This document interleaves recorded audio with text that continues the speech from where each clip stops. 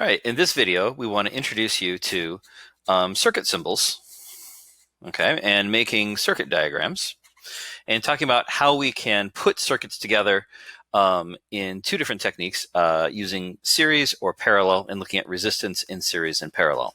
So that is our goal here with this video.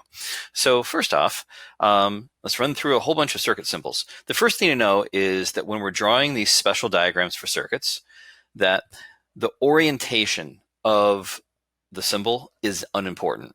So for example, the first circuit symbol that I shared with you was the symbol for a battery. Okay, and a battery is a short line and a long line parallel to each other, right? This is just the wire coming out, the connections going to that circuit element. Each little piece of a circuit is a circuit element. Elements go together to make bigger things. So this is a battery. It's important. You say, hey, it doesn't matter what orientation I have this in. I can have it going horizontally. I can have this going vertically, right? I can have it going at an angle, all right? These all mean the same thing. They're all a battery. With the battery, you remember that we have two sides. We have a low potential side and a high potential side. The short line is the low potential side of the battery. The long line is the high potential side of the battery. How do I remember that? The way I always just did it was I said, hey, it takes more ink to make a plus sign than to make a minus sign.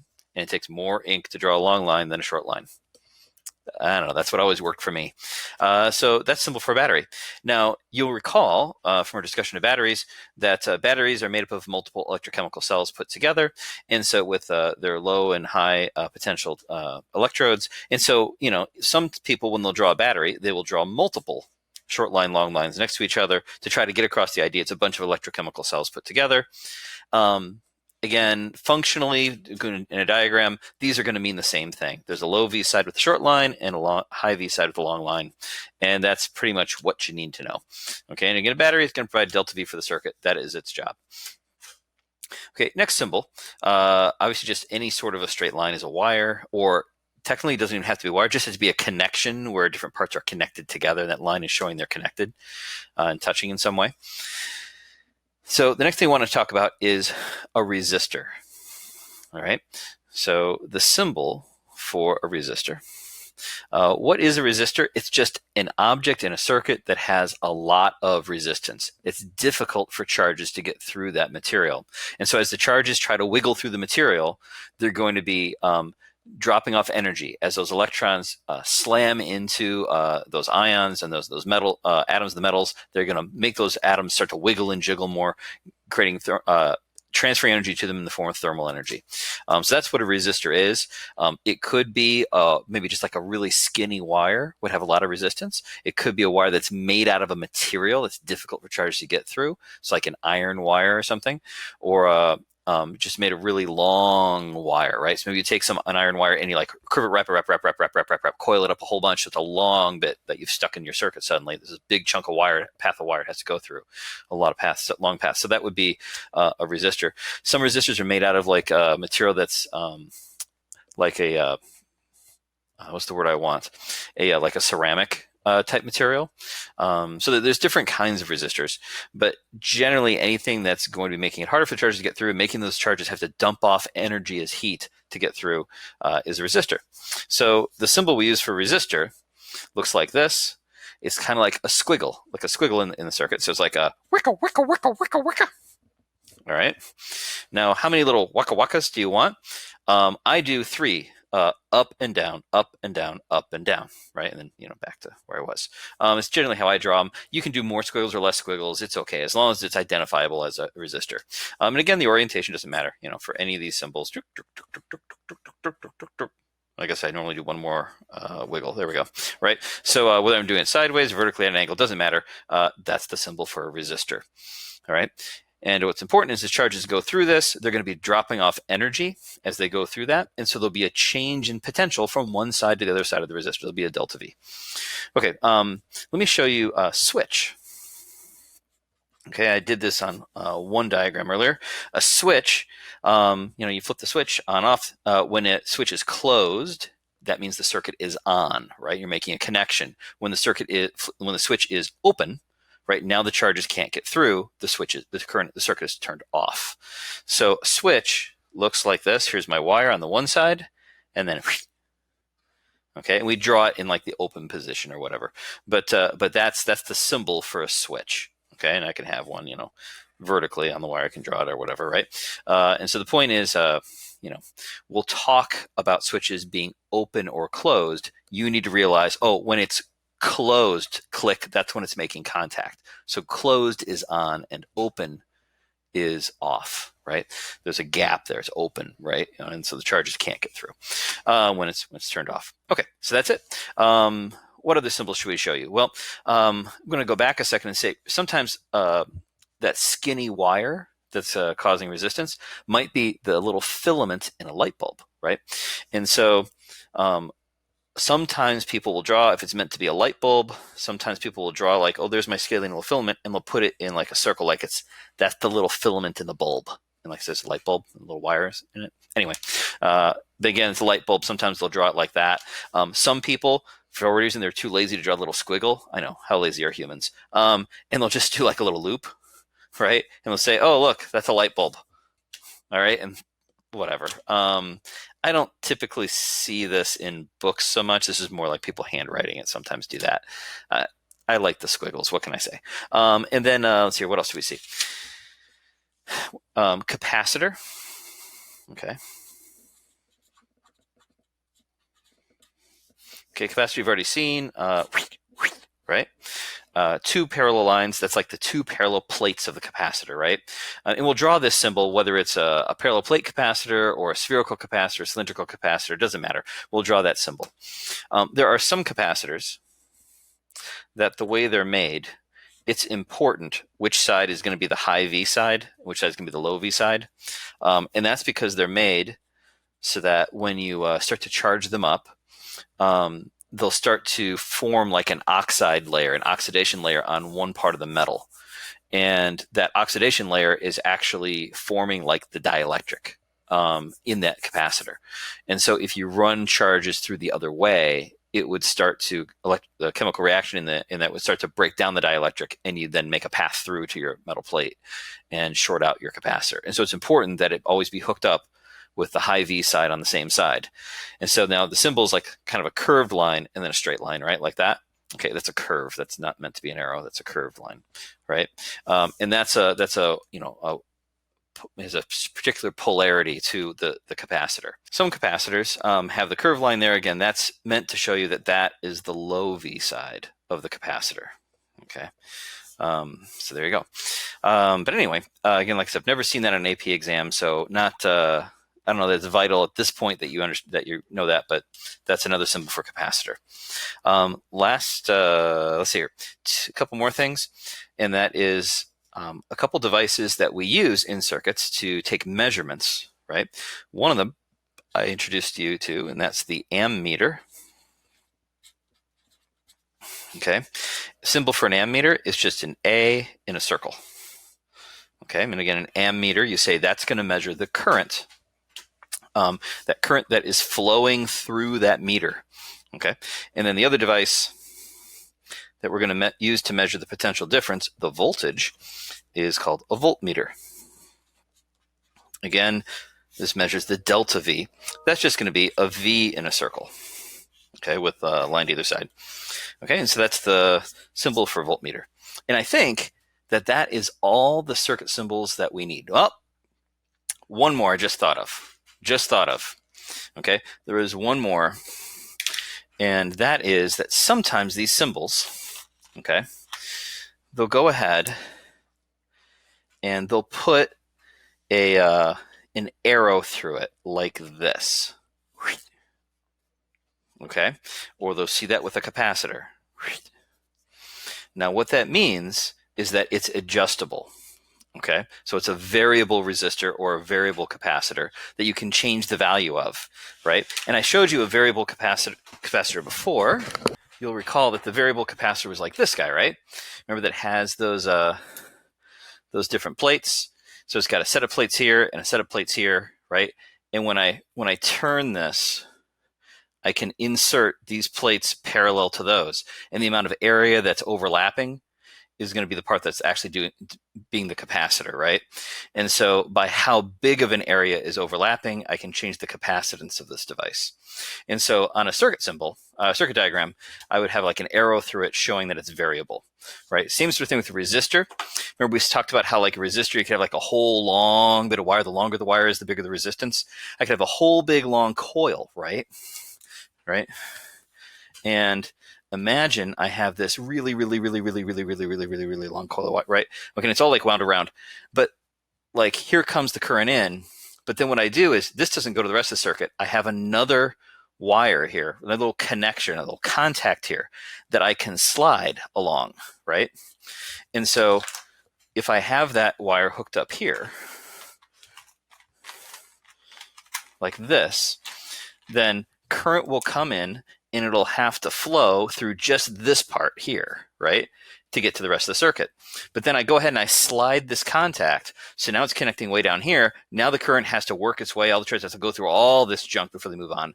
And so by sliding that contact, I can change how much resistance this resistor has. So it's a variable resistor. Okay. So that's that. Okay, and that's the symbols we're going to use in our circuit diagrams. So what I'd like to do now is talk to you about how we can connect the different parts, the different elements of a circuit in different ways. And we can connect them in a way that's called series, and we can have things that are connected in parallel. Okay, I want to talk to you about how we calculate resistance for resistors in series and resistors in parallel. So first of all, what does it mean for something to be connected in series? All right. To me, in series, if things are in series, it's like and then okay, is like what it means to me. It's like it's saying that we're going to do this, and then we're going to do this. We're going to go through this circuit element, and then we have to go through this circuit element, and then the idea is that there's no choice of path for the charges flowing. They're going to flow through one item, and then they have to flow through the next. Then those two items are in series with each other. Okay, and so an example of this, let's say that I made a little circuit. I'm going to have waka waka waka, and waka waka waka, and waka waka waka, right? See that? That's 1, 2, 3 resistors. Okay, I might say that this is resistor 1. This has a resistance value R2 in ohms, right? And this has a resistance value R3. Maybe this is a 10 ohm resistor, a 20 ohm resistor, a 50 ohm resistor, right? It's 3 resistors. They're hooked up together, right? And maybe I go ahead and I hook this up then to a battery, okay? For our purposes of our discussion here, I'm going to go ahead and hook up to a battery. Let's say here, let's put short line, long line, right? And you know that short line, long line means this is the low V side, and this is the high V side of that battery. And that means there is a delta V there. That means that if I were to go ahead and hook up, right? Hook up a voltmeter, right? And my little voltmeter, its job is to measure the change in potential, the delta V, between two locations. And so I go ahead and I connect the one clip of my voltmeter, one probe of my voltmeter here, and the other probe of my voltmeter here, okay, and I'd measure that delta V, okay? There would be a delta V from one side to the other side, okay? That's the purpose of a battery, is to provide a delta V for the circuit.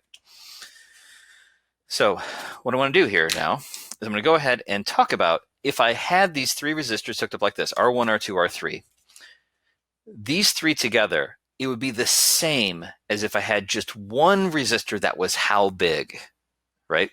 So we call this sometimes, I call it the total resistance of the circuit. Sometimes people call this the equivalent, which is actually probably a better name. Saying these 3 here separately, like this in series, it's the same, it's equivalent to if I had one resistor that was how big. So the way we figured out in series goes like this. We're going to talk about the 3 variables that show up in Ohm's law. You remember Ohm's law formula that we use is that, I'm just going to jot at the top here, that's that delta V is I times R. And I said before, this is the most important formula for analyzing simple circuits, okay, that we're going to be using. And so the nice thing about this formula is there's 3 variables. So if you know 2 of them, you can find the third, right? So the first thing to realize about series circuit, right, is that when I talk about the current, you say, now, wait a minute. Now, current, I know that's going to be the direction of positive flow, the way positive charges would go. We know that in this circuit, electrons, what's really happening is electrons are moving this wire and they go from the low V side and to run around to get to the high V side, right? Because remember, negative charges roll uphill, right? And so what's going to happen is electron flow is going to be this way. But by definition, people didn't know about electrons at first, and they assumed the positive charges were flowing this way. And so that is the convention. The conventional current would be flowing this way. And so this is, I'm going to say, the total current coming out of the battery, right, to the circuit. And you say, now look, now the current that comes out, current is how much charge is flowing per second, right? And this charges, in this case, the charge is being carried by these electrons. So there'll be electrons that are flowing. Now, wouldn't you agree that the electrons that flow in one end of this resistor, how's that going to compare to the electrons that flow out the other side? Well, are electrons like building up in the resistor? No. Well, then however many come in, they'd better come out the other side, right? Because you can't create or destroy charge. Because of the law of conservation of charge, whatever flows in one end better flow out the other. So coming in here, taking hypothetical positives, you say flowing along this way, whatever goes into R1 had better come out the other side. And so the current here that flows through R1, you say, well, what comes out of R1? That's going to be what goes into R2, right? And the current that goes through R2 and the current that flows through R3, isn't it true they're all the same? So for series, you say that total current that goes out of the battery to the circuit, that's the same as the current that goes through 1, it's the same as the current that goes through 2, it's the same as the current that goes through resistor 3. They've got to all be the same. On the other hand, now we want to go ahead and talk about voltage. Okay, we'll talk about potential difference, delta V. Now, whenever I do this, I am a huge fan of color coding my diagrams. Okay, I think it is like really, really helpful to shade things in different colors to help you see where the V levels are. Okay, and so what I want to do is I want to take a look at potential difference in voltages in this circuit. So as I do this, I might go ahead and start with, let's see here. Let's go ahead and start with the high V side. Okay, now high V side, let me go ahead. I'm going to use the purple end of the spectrum. I'm going to start by color coding that in purple. Now here's the thing. What I'm going to do is I'm going to shade areas that are at a certain V level, a certain electric potential, a certain energy per charge, right? Because that's what V is, right? V is my UE per Q, right? And we said at this location here, there's a certain potential, right? Is that clear enough? Do I need to use a lighter purple shade, maybe? That is the lightest purple shade I got. So this is this purple here, that's the potential at this. Now, as I go along this connection here, something to know. When we draw circuit diagrams, the lines here, we talk about them as being wires, but they're really just showing how things are connected. If I had something that had a significant amount of resistance, I would make a little resistor symbol for it. So this part here is assumed to have no resistance. Okay, these connections here showing how things connect to each other. I mean, this might be something just bumped right up against the battery, right? And there's not really any wire between them. But the point is, this part that symbolizes no resistance. Okay, so there's no significant resistance. So there's no energy being lost in this part. And so this all would be at the same energy per charge. It's at the same V level. So I could shade all of this in purple. Maybe I should use something other than Sharpies for shading. What do you think? Yeah, I should probably go grab some colored pencils, or, highlighter marker would be ideal. But you say, but all this is at that purple level, free V level. But now, what changes the energy level? 3 things in circuits we look at are going to change the electric potential. 1, batteries, right? There's a delta V from one side to the other side of the battery. Okay, so if I have a battery, as I go through battery, the V level will change. The second thing is resistors. You know that resistors take energy out of charges as they flow through, turning it into heat, right? Into thermal energy. And so electrons are transferring energy to the wire, heating it up. And so that means the energy per charge on one side and the other side of the resistor, there's going to be a difference. They're going to be losing energy as they go through resistors, right? And so there's a change in energy per charging either side. So the third thing that's going to have delta V is going to be a capacitor. Remember, if I have a charged capacitor, then there's a different V level on the one plate that's got a bunch of negatives near each other. The other plate's got a bunch of positives near each other. There's going to be a delta V between the two plates. Okay. But until you hit a battery or a resistor or a capacitor, your V level is going to stay the same. Okay. So that's how we sketch these. Right. Next, our V level is going to go down as we go from one. Once we've gone through this guy, the V level is going to drop. So I'm going to shade that in blue. Then we're going to go through this resistor. V level is going to drop. We're going to lose energy in that resistor. Going to go to pale green. Right. And then we come out the other side. Let me make this. Now, look here. All of this is connected to that side of the battery, right? One big thing, a conductor. It's got one V level through all that. Let me jump all the way down to red. Okay. And so that's going to be all of this will be at the same V level. Okay. So there we go. So now when I look at potential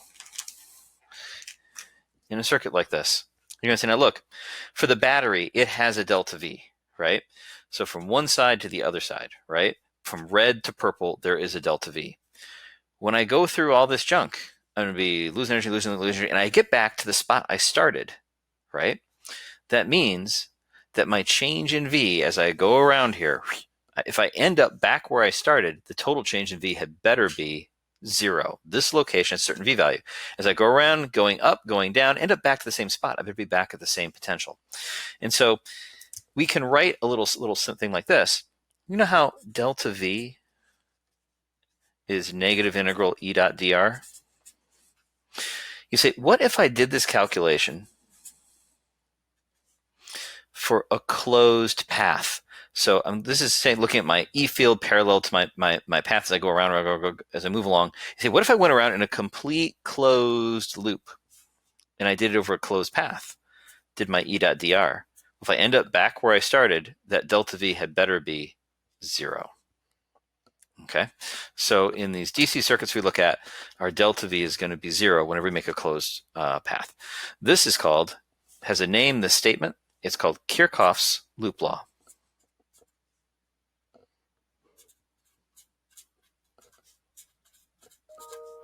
And that is anytime I make a complete loop, a complete path through the conductor in a circuit, end up back where I started, that delta V for that loop had better, all the delta V's going up, going down, had better add up to 0. So I end up back at the location I'm at.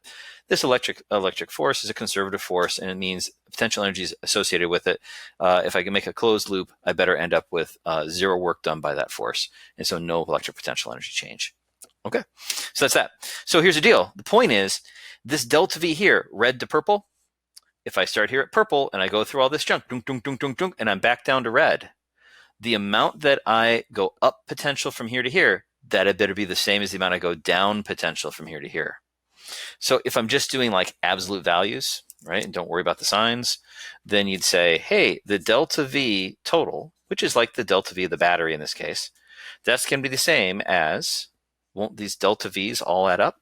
If I look from here to here, connect my my wire, the probes of my voltmeter from here to here, and I measure a delta V for resistor 1 and go from one side to the other side to get the delta V for resistor 2, and from one side to the other side with my voltmeter and get the delta V for resistor 3, those had better add up to be the same as that delta V for the battery. Again, I'm not worrying about the signs for this one.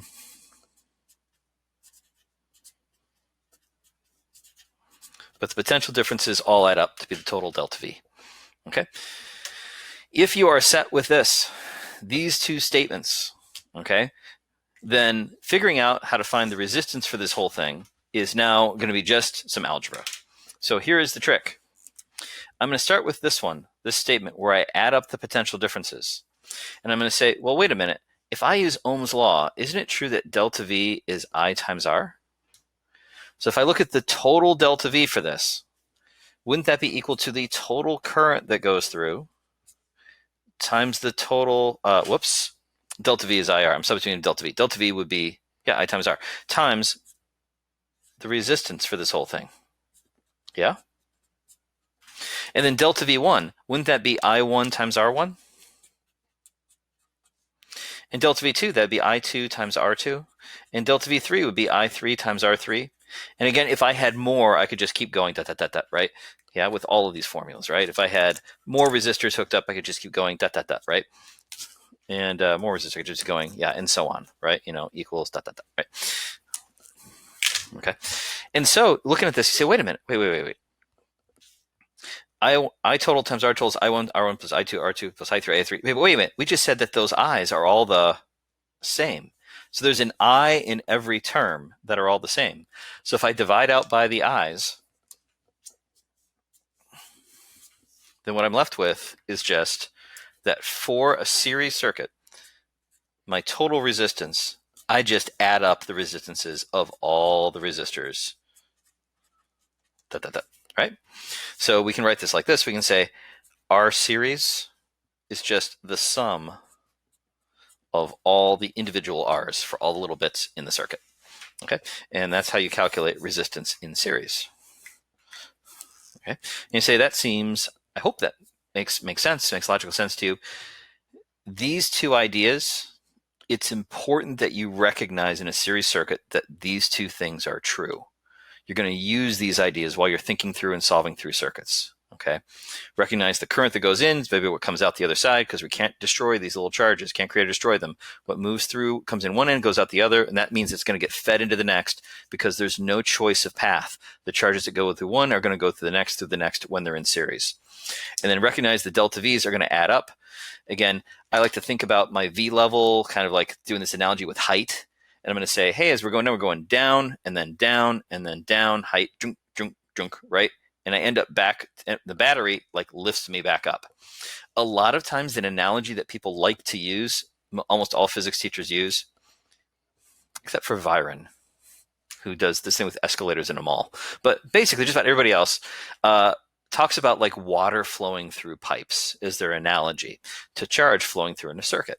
And they say, well, look, this is acting kind of like a pump that lifts the water up, right? And then as the water flows down, it's dropping down here and then dropping down here. It's almost like little waterfalls, right? Or like I like to think of them as being like, better yet, as being like water wheels, right? And as you go and you flow over that water wheel, right, you spin it and it takes energy out, right? And the water goes a little bit slower than it did before, and go down. Anyway, you end up back to the height you start at, same potential, gravitational potential energy you start with the water. It's kind of like that with electrical potential energy with this. That's an analogy people like to use. Okay, so that's series. All right, let's go to the slightly trickier one now, and that's parallel. So if I have some resistors at this time, we're going to try hooking things up in parallel. All right, and so you say, all right, what does it mean for things to be hooked up in parallel? So if I attach the elements of my circuit parallel, there we go, in parallel, right? Then you say, what that means, that's like ... or ... So what that is when the charges are flowing in the circuit, they have a choice. Okay? Charges have a choice of path.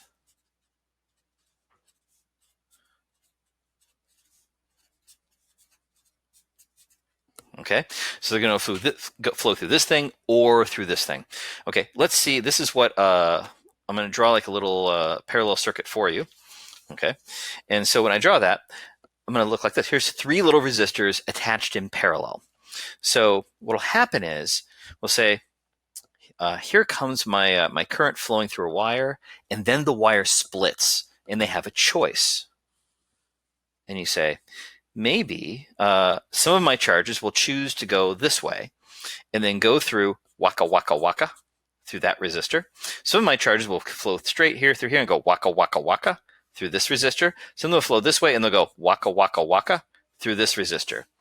And then maybe those wires, they hook back up together and they come back to the battery. Short line, long line. There's my battery hooked back up. There's my nice simple circuit. 3 resistors in parallel with each other. Okay, maybe this one has a resistance value R1. This is resistance value R2. This is a resistance value of R3. Maybe this is 10 ohm, 20 ohm, 50 ohm, whatever you want to call them, right? Different values. And then here's my battery. And again, that battery will say that it has Here's my high V side and my low V side of the battery. Okay. And if I went ahead and I hooked up a voltmeter here, I would measure some delta V for that battery, right? So there's a voltage for that battery, change in potential from one side to the other, low side to high side. Okay, let's go ahead and let's start this one. I'm going to do differently. This time I'm going to start by talking about potential differences. We're going to talk about delta V's. So let's start by shading, color coding in my delta V's. So here is the high V side of the battery, right? So I'm going to shade that in purple. All right, and we're going to go ahead and track along in purple here. Purple, purple, purple, purple, purple. Hey, it's all the same V values. It's all going to get shaded the same color until I hit either a battery, a charged capacitor. What's the other thing that takes? Oh, or resistor, right? And so look, when I get this part here, look at how the wire splits up here. Look at that. Okay. And so then here's my, you say all this is still connected. It's all one piece of conductor, right? It's all conductor connected to each other until I hit the resistors. So all of this is at the same V level, that purple V level. But look over here. Here is the low V side of the battery. Right? I'm going to shade that in red. You see, as I go along here, right? Say, look, all this is all connected. It's all the same V level. And the wire splits here, right? And all of this is all at the same V level. Look at this. This is all connected. You say, no, wait. So now when I go ahead and I take a look at all my delta V's and I say, look, there'll be, if I took my voltmeter and I connected to here, look at the delta V from one side to the other side of this resistor, call that delta V1. And I took my voltmeter, I connected here, I connected here. Here's the delta V for 2. And I connected here and said, oh, there's my delta V for resistor 3. You say, no, wait a minute. This is the change of potential here for the battery. That's from red to purple. Look at this. Purple down to red, purple to red, purple to red. Do you see those delta V's? They're all the same. When I have things in parallel, the change of potential between here and here, it's the same delta V from this location to this. Remember, V is a property of a location. This location has a certain V value. This is a certain V value. There's the same change to get from here to here, no matter what path you take to get there, right? It's got to be the same height change. You know what I mean? The same V value change. And so the delta V's for we call these branches, different branches of the circuit. All these parallel branches, they all have to have the same delta V. It's the same potential difference from this location to this location, no matter how you go. So when things are in parallel, that means that total delta V to get from here to here, it's going to be the same for any of those paths. So it's the same for delta V from one side to the other side of resistor 1, or delta V for the second branch, or delta V for the third branch. Okay. All right. Okay, which brings us to talking about current. And so if I want to talk about current, again, we'll say a certain amount of current is going to flow, hypothetical positive charges out of the positive side and out to the circuit. I'm going to call this the total current out of the battery, right? They say when it comes along, the charges are flowing along. What happens when they get to here? Well, this spot, the wire splits, right? And won't some of the charges flow this way? And some of the charges will flow this way, and some of the charges will flow on this way. This spot where there's different paths and the things meet, that spot has a special name. Spots like that in circuits, all right, are called junctions. Okay, sometimes they'll put a dot on a junction to make it emphasize that those things are connecting there. Like, it's not like a wire passing on top of another wire. They're actually connected. Sometimes people make dots to make it really clear when that's what they mean. That's nice of them to do that. But anyway, those are junctions, okay? And so what do you suppose is going to happen here if I have current flowing here, and I've got some current that flows into the junction. This is my I total. And then see this current here? This current is going to flow up, and it's going to go, and it's going to flow through R1, right? I could say that's the current flowing through R1. And then here, this current that comes this way, it's going to go through R2. That's the current going through resistor 2, right? Remember, what flows in one side had better flow out the other side because we're not creating or destroying electrons here, right? Not creating or destroying charge. And then however much charge goes in one side here, it better go out the other side here. That's the current through resistor 3. isn't it true that the current that comes in here isn't what flows towards this junction flowing into this junction? Isn't that going to be the same as all the current that comes out of the junction? In other words, I total comes in and it splits up and becomes I1, I2, and I3. However much flows into this junction had better flow out of the junction, right? This is called Kirchhoff's junction law.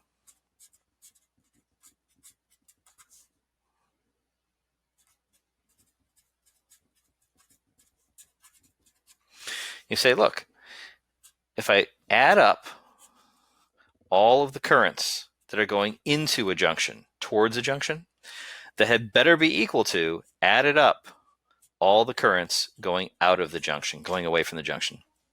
Why? Well, it's just conservation of charge. You can't create or destroy charge, right? Little charges. So this is really just, because of the law of conservation of charge. This isn't really anything new. I don't know how Gustav Kirchhoff managed to get his name on this, because it's really just, well, of course you can't create or destroy charge. You know what I mean? It's something that was already, I don't know how he managed to get his name on that. Kind of like Kirchhoff's loop law. If you understand the idea of potential energy, you say it's energy at a location, right? You say if I go around and I end up back where I started, I better be at the same potential energy. If it's a conservative force, that's the definition of conservative force. This is just about conservation of energy, Kirchhoff's loop law. I don't know how he managed to get his name attached to two things that were already known. You know what I mean? It's really just because law of conservation of energy here. So it's like, Kirchhoff's laws of the obvious. I don't know how he managed that, and that was a good trick. But anyway, I don't know. I'm not like upset about it or anything, but it's just weird. But anyway, Kirchhoff's junction law. So we agree that this current that comes in here, it splits up and becomes these currents. What's going to happen at this junction? Well, there's going to be the current I1 coming here, and I2 coming in here, and I3 flowing this way, right? And then flowing out the other side of the junction, there's going to be this current. This is the current that goes back to the battery. Now, wait a minute. We're not creating or destroying charges in the battery either, right? Whatever goes in one side had better come out the other side, which means this is just I total again, the current that flows through the battery. And so you say, so that means we can say the total current had better be equal to the sum of the currents through all the branches. Because it just splits up. If I had more branches, I would just do ... right? If I had more branches, all the delta V's. Oh my gosh. Look at what I did. Holy cow. Oh my gosh. You must have been screaming at the video for the last 10 minutes. Yeah, these are all equal. Oh my gosh. And then same as ... however many I have. Holy cow. I can't believe I wrote that. Okay, yeah, the delta V, purple to red, purple to red, purple to red, all the same. The currents add up. You say, wait a minute, compare that with the series circuit. In series, the currents are all the same and the delta V's add up. In parallel, the delta V's add up and the currents are the same. What did I just say? The delta V's are the same and the currents add up. The I's are the same and the delta, yeah, right, got it. So the point is they're flip-flopped, okay? Is an important thing to recognize. Okay, they're flip-flop, parallel, and series. Okay, this is something that you should become really familiar with. And when you're looking at a circuit, you recognize, oh, well, the current goes in here, better come out there. I's are the same for everything in series. And then likewise, oh, look, from here to here, it's the same delta V no matter what path I take. So the delta V's better be the same for things in parallel. This is something to just kind of gut recognize, not just be able to spot in a circuit, but like understand why that's the case. Okay, this is something to really gut instinct understand. Okay, once you've got that, just like we were able to find the formula for total resistance from these two facts, we're going to find the formula for total resistance from these two facts, right? Again, if I go ahead and I jot down Ohm's law, delta V is I times R.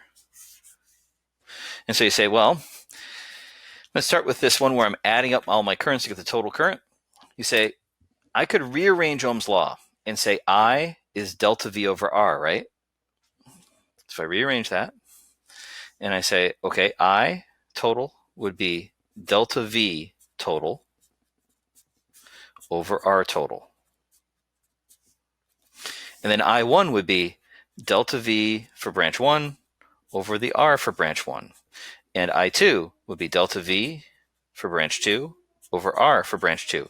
And I3 would be delta V for branch 3 over R for branch 3. And if I had more branches, I'd just keep going. You say, but wait, we said before that these delta V's on the tops, those numerators of these fractions, isn't it true delta V total is delta V1, is delta V2, is delta V3? They're all the same. And so if I just divide through by the delta V's, right? Shunk, shunk, shunk, shunk, these will all drop. And so what's left would be that 1 over R total would be equal to 1 over R1 plus 1 over R2 plus 1 over R3 plus dot, dot, dot, dot, dot, dot, however many I have. We could summarize this up with a nice little formula, and we could say 1 over the resistance of things in parallel, the equivalent resistance of everything in parallel here, 1 over that, the inverse of that, is equal to the sum of the reciprocals of all of the R's for the individual branches. All right. Okay, and that's how we're going to add up and find resistance in parallel. Okay, for things that are hooked up in parallel. Now, I should comment on this. Just a quick math fact, okay, just to point this out and make sure that we're all comfortable with this idea. You say, hey, what if I had a bunch of fractions like this? Maybe I had 3 resistors. We'll say that they are, do you want to do that one? Yeah, sure, why not? Hey, look, it's 10 ohms. Say these are 10 ohms. Oh, sure, why not? We did it before. 10 and 20 and 50. Weird numbers, but that's okay. 10 and 20 and 50, right? You say, well, that would mean if I want to do this, 1 over my R total would be 1 over 10 ohm, 1 over 20 ohm, 1 over 50 ohms, right? And so there's a tendency when people are rushing through on a multiple choice section. I know you don't have a multiple choice section this year, but rushing through multiple choice section, people will just want to say, oh, well, can I just add those up and say that's 80, right? Flip it and say, oh, flip all of them, right? Can I do that? Can I say our total over 1 is 10 over 1 plus 20 over 1 plus 50 over 1? Can I do that? And the answer is, of course, no, you can't. Okay, the answer is not going to be 80. Okay, all right, that would be 80. You say that's not the answer. Check it out. If I have 1 over 10 plus 1 over 20 plus 1 over 50, you say, you remember how to add fractions, you're supposed to get a common denominator. And so you say, in this case, the common denominator is going to be hundredths. And so this is going to be, so I'd multiply this by 10 over 10, right? And that would give me 10 100ths. And I multiply this by 5 over 5, and that would give me 5 100ths. And I multiply this by 2 over 2, and that would give me 2 100ths. And so this is going to be 10 plus 5 plus 2 is 17 100ths.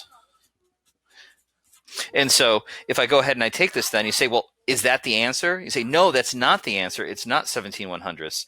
That's the reciprocal of the answer. That's 1 over R total. Now that I have just this fraction is equal to this fraction, to get the answer, now I can flip both sides. But I can't do that if it's a sum. I can't flip them all. I can only do it like this. If I flip that, you say my answer here, my final answer is going to be that R total is going to be 100 over 17. Okay, so 117 ohms would be my answer. All right, so be careful about that. All right, be careful about 2 things. One, recognize that you can't just flip them all, okay, when there's a sum, okay? But the other thing is that people will go ahead and they'll do all the hard work of getting common denominators and adding them together, and then they'll forget that this is just giving you 1 over the answer. We have to flip it at the end to get that total resistance for things in parallel. Don't forget to flip it at the end.